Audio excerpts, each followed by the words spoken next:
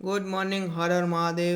સવારમાં જ મહાદેવજીના દર્શન કરી આવ્યો, મસ્ત તૈયાર થઈને, અને પછી ચા નાસ્તો કરીને હું નીકળી ગયો અમદાવાદ જવા માટે. અમદાવાદ જતા જતા રસ્તામાં તો એટલું ધુમ્મસ હતું, વાતાવરણ એટલું મસ્ત હતું ને.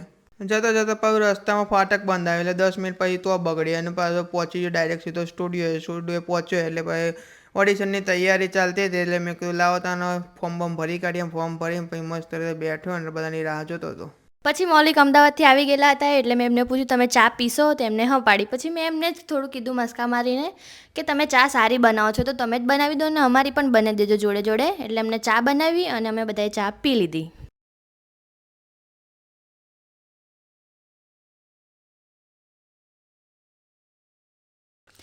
તો માનસી અને ભાભી પહોંચી ગયા છે સુરત રહેવા માટે. અને માનસીને તો જો કેટલું ધ્યાનથી પેલાને જોવે છે, મસ્તી કરે છે, એને પણ એન્જોય કરે છે નાના બચ્ચાઓ સાથે. તો આજના માટે આટલું જ છે. વિડીયો ગમ્યો હોય તો લાઇક કરજો, શેર કરજો, કોમેન્ટ કરજો અને ફોલો પણ કરતા જજો. મળીએ બીજા બ્લોગમાં. જય માતાજી, હર હર મહાદેવ.